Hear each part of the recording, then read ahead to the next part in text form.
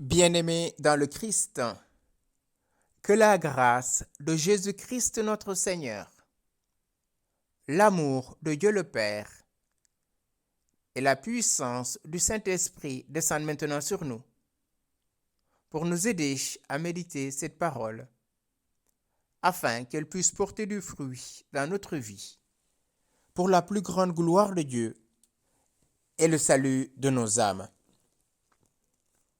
En ce deuxième dimanche du temps de l'Avent de l'année A, j'aimerais méditer avec vous l'Évangile de Jésus-Christ selon saint Matthieu, au chapitre 3, du verset 1 au verset 12. En ces jours-là, paraît Jean le Baptiste, qui proclame dans le désert de Judée: Convertissez-vous, car le royaume des cieux est tout proche. Jean est celui que désignait la parole prononcée par le prophète Isaïe. Voix de celui qui crie dans le désert: Préparez le chemin du Seigneur. Rendez droit ses sentiers.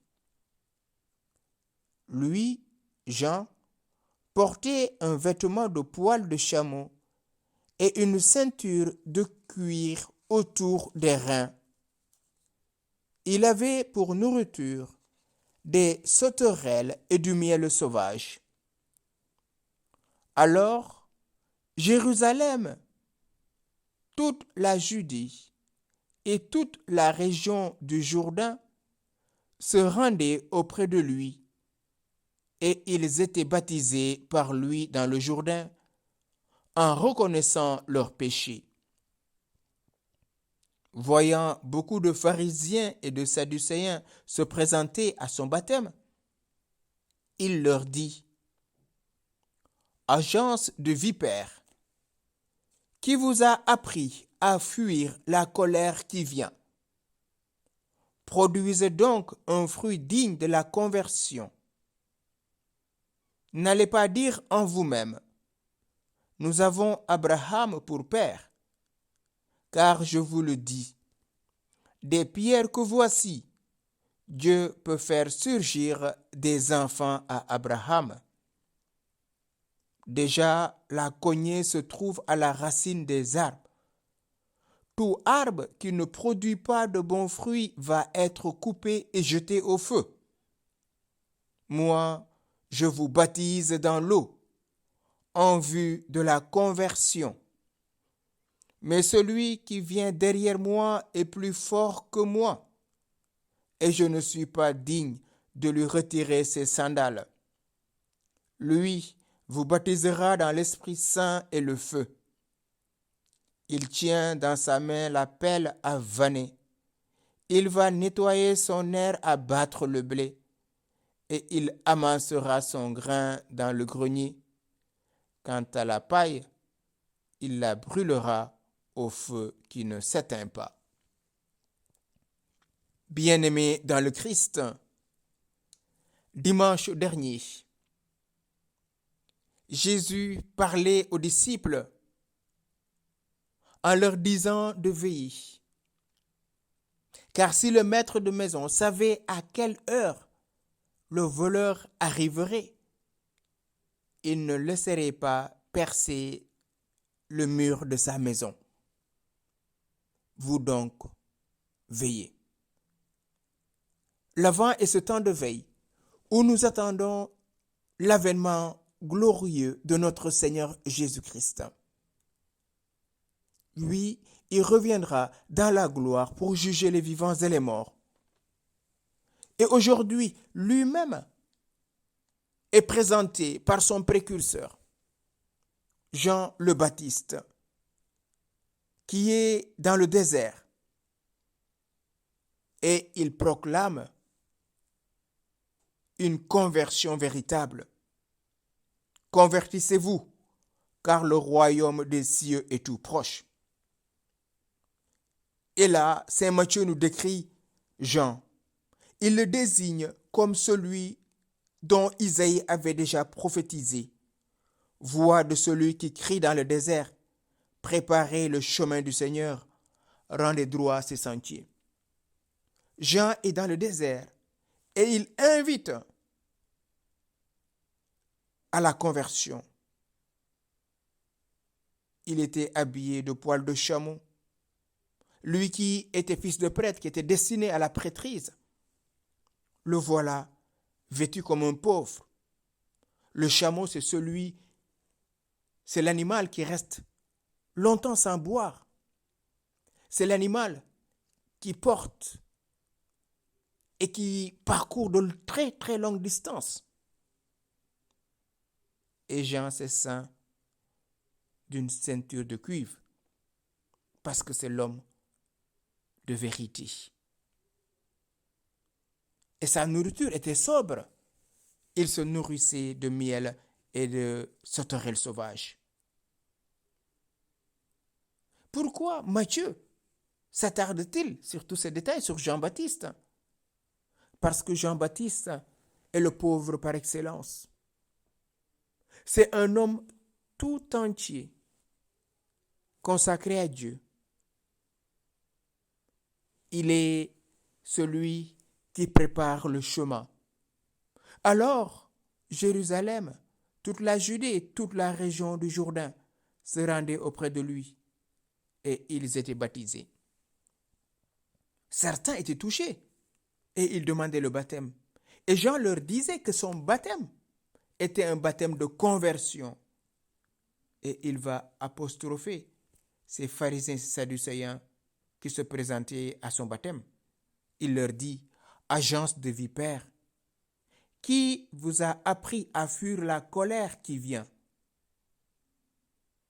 Si un curé disait cela aujourd'hui, en voyant ces personnes qui viennent demander le baptême et n'y croient pas bien, parce que ne viennent pas, ne pratiquent pas, ou bien qu'ils le font par tradition, si le curé leur dit agence de vipères, j'espère que des plaintes ne finiraient pas.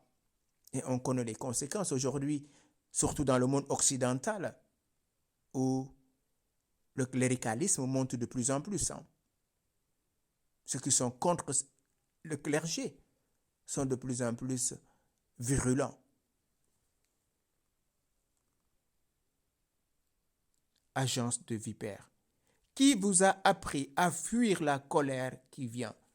Oui, la colère, frères et sœurs, c'est l'avènement de Dieu. Quand Dieu va venir, ceux qui ont fait le bien seront avec lui. Ceux qui ont fait le mal iront dans les pleurs et les grincements de dents. Produisez donc un fruit digne de la conversion. La conversion, c'est ouvrir son cœur à la dimension du cœur de Jésus, ce cœur doux et humble.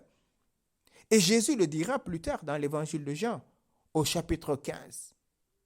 Tout sarment qui ne porte pas de fruits est coupé et jeté dehors. Il sèche et il finit dans le feu. C'est pour ça, Jean leur dit, produisez des fruits dignes de votre conversion. N'allez pas dire, nous avons pour père Abraham, car je vous l'ai dit, des pierres que voici, Dieu peut faire surgir des enfants Abraham. Jésus le dira plus tard, quand les pharisiens viennent lui dire, Maître, dis à tes disciples de se taire.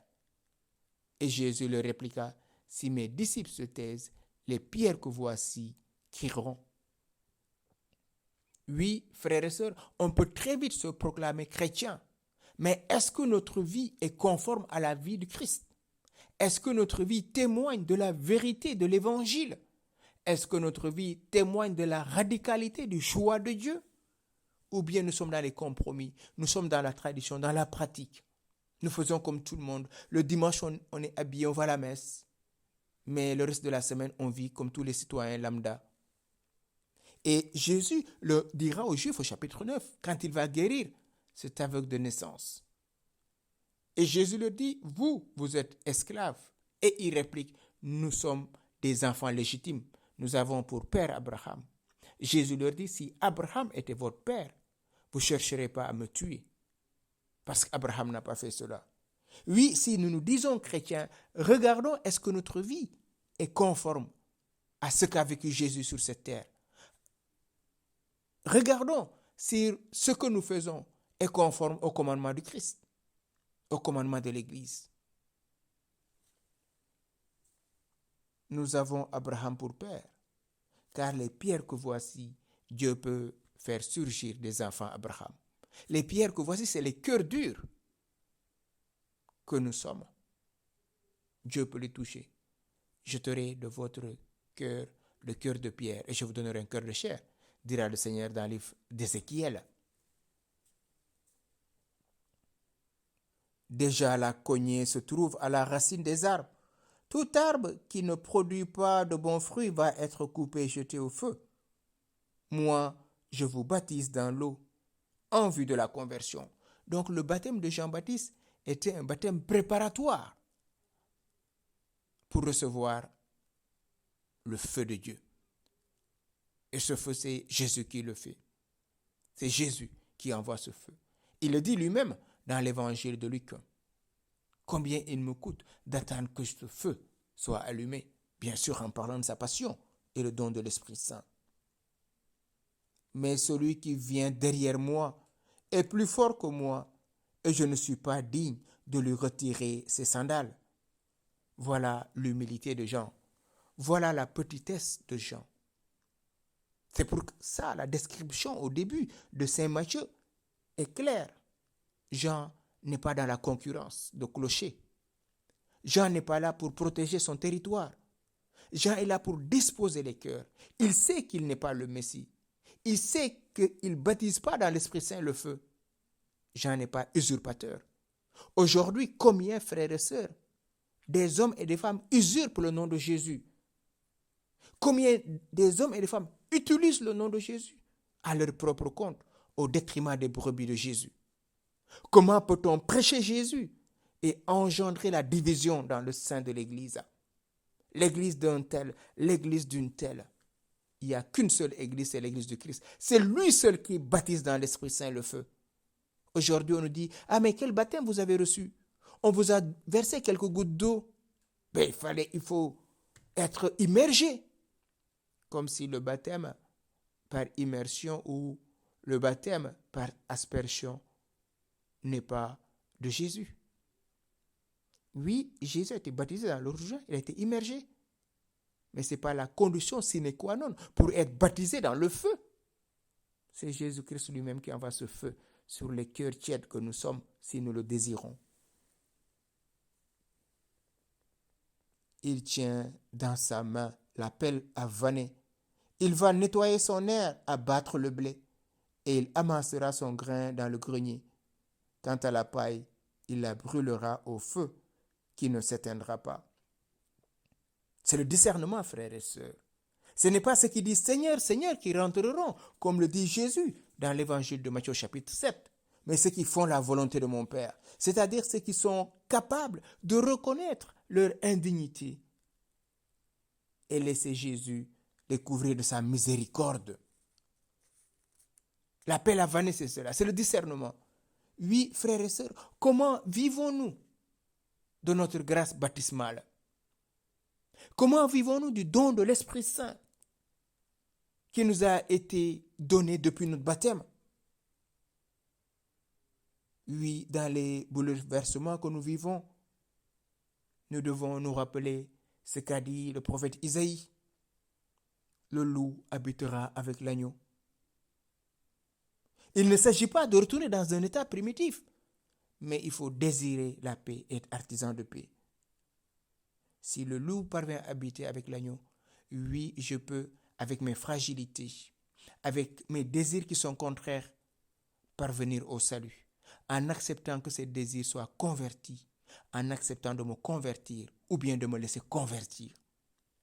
En ce temps de l'Avent, demandons cette vraie force qui nous vient de l'Esprit Saint, lui le Père des pauvres, lui qui a brûlé le cœur de Jean-Baptiste, qu'il brûle notre cœur, qu'il nous donne au cours de cette semaine, avec toute l'Église, de célébrer l'Immaculée Conception de la mère de son Fils, celle par qui nous vient le Sauveur du monde, celle par qui Dieu descend au milieu des hommes et devient vrai homme avec les hommes pour faire des enfants de Dieu. Vierge Immaculée, toi que nous vénérons en ce 8 décembre, toi l'Immaculée, aide-nous à garder un cœur pur.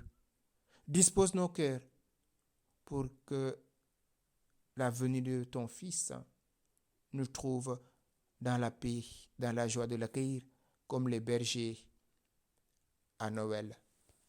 Ainsi soit-il. Amen.